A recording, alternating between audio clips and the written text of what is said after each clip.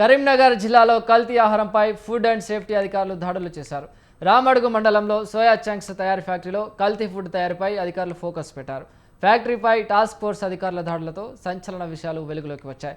Soya chunks తయారీ ఫ్యాక్టరీలో కల్తీ ఫుడ్ను సీజ్ చేశారు.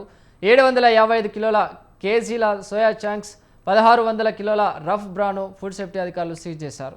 ఈ అంశానికి సంబంధించి మరింత సమాచారాన్ని మా ప్రతినిధి సంతోష్ అందిస్తారు. సంతోష్.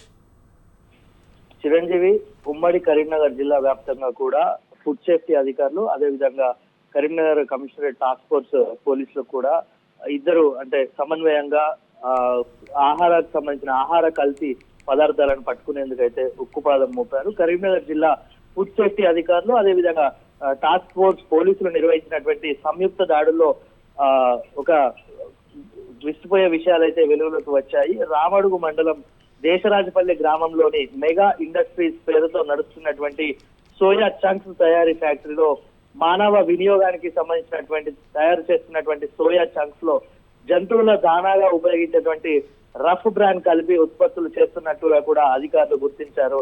అయితే పోలీసులను మరియు ఫుడ్ సేఫ్టీ అధికారులు చేసినటువంటి తనిఖీల సందర్భంగా ఫ్యాక్టరీలో నిల్వ ఉంచినటువంటి 755 కిలోల సోయా చంక్స్ తో పాటు 1600 కిలోల రఫ్ బ్రాండ్స్ అధికారులు సీజ్ చేశారు. అనంతరం ఉత్పత్తుల నుంచి నమూనాలు సేకరించి ప్రభుత్వ ప్రయోగశాలకు పరీక్షల కోసం పంపించిన విషయం అయితే తెలుస్తుంది. అయితే ల్యాబ్ నివేదిక వచ్చిన తర్వాత ఫుడ్ అండ్ సేఫ్టీ స్టాండర్డ్స్ చట్టం ప్రకారం అయితే కఠిన చర్యలు తీసుకుంటామంటూ కూడా అధికారులు స్పష్టం చేస్తున్నారు.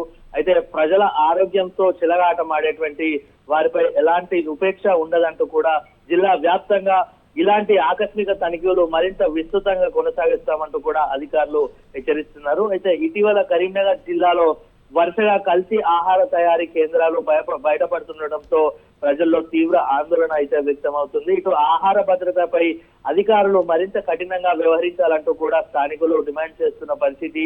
అదే విధంగా కల్తీ ఆహారాల పదార్థాలే కాకుండా బయట అమ్ముతున్నటువంటి పాలను కూడా ఫుడ్ సేఫ్టీ అధికారులు పరీక్షించి ప్రజల ఆరోగ్యాన్ని క్షేమాలను దృష్టిలో ఉంచుకోవాలంటూ కూడా ప్రజలు కోరుకున్న పరిస్థితి అయితే కనిపిస్తుంది.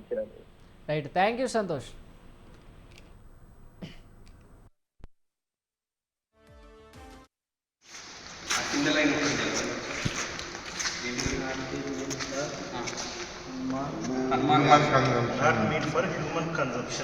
అంటే ఏంటి చెప్పండి. చదివినాం కదా, మనుషులు తినడానికి వాడుతుంది.